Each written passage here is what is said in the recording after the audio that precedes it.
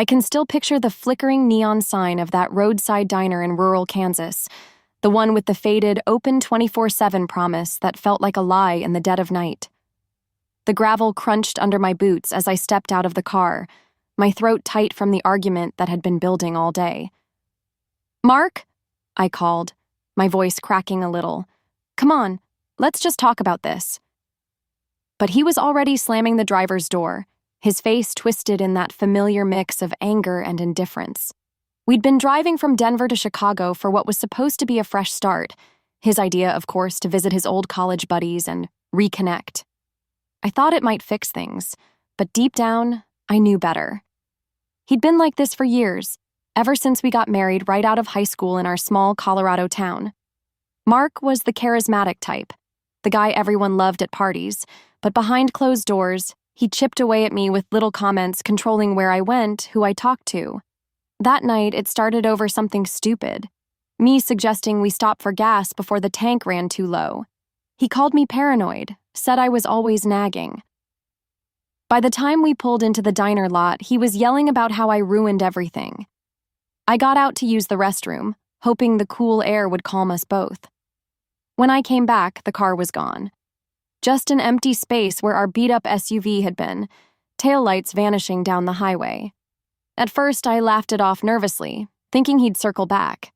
Mark had pulled stunts before, hiding my keys to teach me a lesson about being forgetful, or locking me out of the house during a fight until I apologized. But minutes turned into an hour. The diner clerk, an older man with a mustache stained from coffee, shrugged when I asked if he'd seen anything. "Folks come and go," he said, not looking up from his newspaper. My phone was in the car, left it charging in the console. No money, no ID, just the clothes on my back and a growing knot of fear in my gut. I paced the lot, the distant hum of semis on the interstate mocking me. The stars were out, vast and uncaring, and the chill seeped through my jacket. That's when it hit me, not like a thunderbolt, but a slow unraveling. This wasn't just another fight. This was him showing me exactly how little I meant.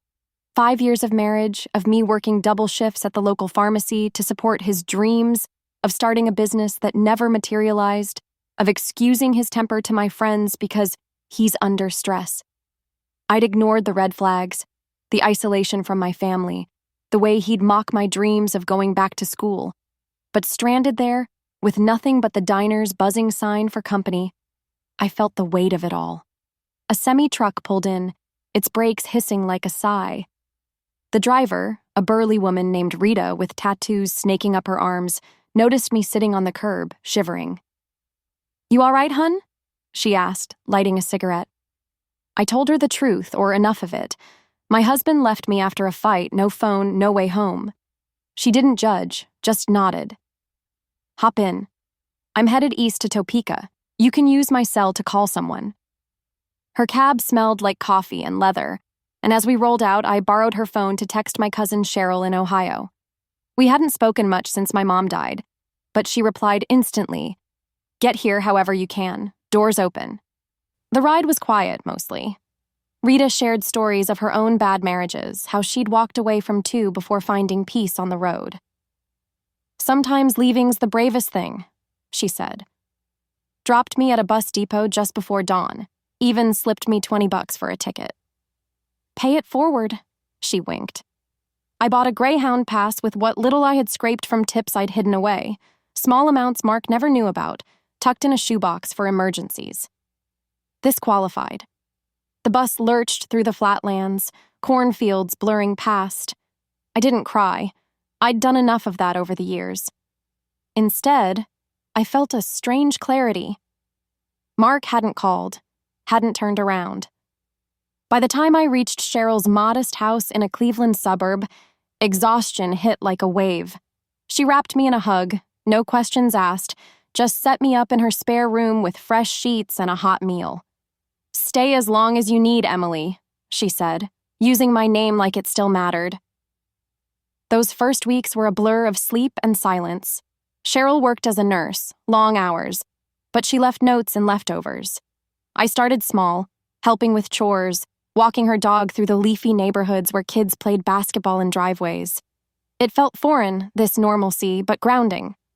I got a job at a local coffee shop, under the table at first, brewing lattes and chatting with regulars. No one knew my story. I was just the new girl with a quiet smile. That's where I met Alex. He came in every morning for black coffee, always with a book under his arm. History stuff, mostly. Tall, with kind eyes and a scar on his chin from some old accident. He didn't flirt, just asked about my day, listened like he meant it. One rainy afternoon, the shop was empty, and we got talking. He was a teacher at the high school, divorced a few years back from a marriage that faded out, as he put it. No drama, just two people growing apart. It was refreshing, hearing someone own their past without excuses. I shared bits of mine, testing the waters, how I'd left Colorado suddenly, starting over. He didn't pry, just said, "Sounds like you did what you had to." After that, he'd linger longer, sharing stories of his students or weekend hikes in the nearby parks. As fall turned the leaves gold, things deepened. Alex invited me to a local festival, pumpkin patches, hay rides, the kind of wholesome American fun I'd forgotten existed. We walked hand in hand, laughing at bad cider, and for the first time in forever, I felt seen, not owned. But shadows lingered. I'd spot a car like Mark's and freeze or wake from dreams where I was back in that diner lot, waiting. Alex noticed, gently asked if I wanted to talk. I told him more, the control, the abandonment. He held me, promised he'd never make me feel small. Then, one evening, as I closed the shop, my phone buzzed. An unknown number. Mark's voice, rough and pleading. "Emily, I messed up. Come home." My heart raced, but I hung up. How he'd found my number, I didn't know, maybe through old friends. Cheryl suggested blocking him, but part of me knew it wasn't over. The days after Mark's call were tense, like waiting for a storm you know is coming. I'd changed my number, but the unease stuck with me, a reminder of how easily the past could reach out. Cheryl noticed my jumpiness and suggested I take self-defense classes at the community center. "Not because you're weak, Emily," she said, "but because you're worth protecting." I signed up, learning to pivot and strike, feeling my own strength in ways I hadn't before. The classes were held in a gym that smelled of sweat and rubber mats, filled with women like me, quiet, determined, rebuilding. Alex was my anchor through it all. He'd meet me after class, walk me home under Cleveland's gray skies, streetlights casting long shadows. One night, over pizza at his place, a cozy apartment stacked with books, he opened up about his own scars. "After my divorce," he said, "I thought I'd never trust again. Took me years to realize I wasn't the problem." His honesty cracked something open in me. I told him about the diner, the way Mark's absence felt like a confirmation of every doubt I'd ever had. Alex listened, his hand steady on mine, and said, "You didn't just survive that, Emily. You chose yourself." Winter settled in, blanketing the city in snow. I was promoted at the coffee shop, running shifts, training new hires. It wasn't much, but it was mine. I saved every extra dollar, dreaming of community college, maybe a degree in social work. I wanted to help people like Rita had helped me, strangers who became lifelines. But the past wasn't done with me yet. One icy morning, as I unlocked the shop, I saw a figure across the street, leaning against a lamppost. Mark. My stomach dropped. He didn't approach, just watched, his breath visible in the cold. I ducked inside, locked the door, and called Alex. He was there in 10 minutes, his pickup crunching through the snow. "He's gone," Alex said after checking the street. "But I'm not leaving you alone today." I nodded, grateful but shaken. How had Mark found me? I'd been so careful. No social media, no trace of Emily from Colorado. Cheryl thought he might have tracked me through mutual friends, the ones I'd cut off but who still knew my cousins. That night, Alex installed a security camera at the shop and gave me a spare key to his place. "Just in case," he said. I didn't argue. Weeks passed, and Mark didn't show again, but I felt him lurking in every unfamiliar car, every shadow. Then one evening, as I walked home from the shop, I heard footsteps behind me. I turned, fists clenched from muscle memory, and there he was, Mark, hands in his pockets, looking thinner, older. "Emily, please," he said, voice low. "I just want to explain." I stepped back, heart pounding. "There's nothing to explain. You left me in the middle of nowhere. You controlled me for years. I'm done." He flinched, eyes glassy. "I was angry. I didn't think you'd actually leave. I've been looking for you ever since." His words sounded rehearsed, like he'd practiced them in a mirror. I shook my head. "You didn't look for me, Mark. You looked for control.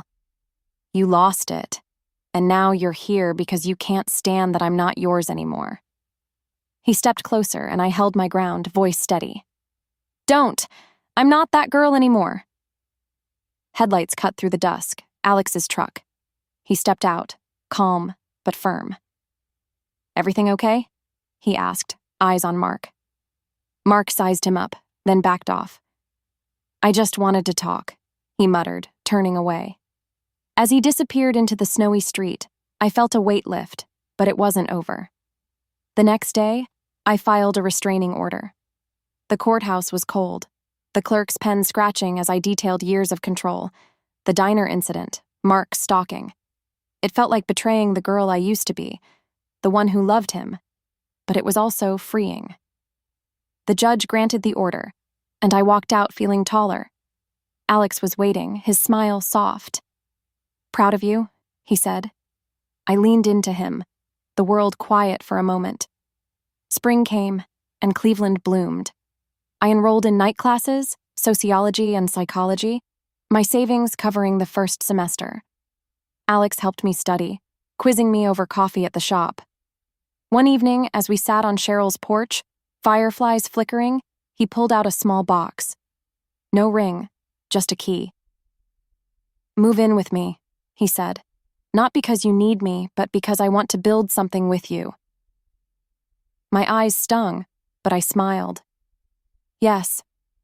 Mark never came back. The restraining order held, or maybe he finally got it. I didn't care. I was too busy living, studying, working, laughing with Alex, rebuilding my family with Cheryl. One night, I drove to the lakefront, alone, and watched the water ripple under the stars. I thought of that diner lot, the dust and despair.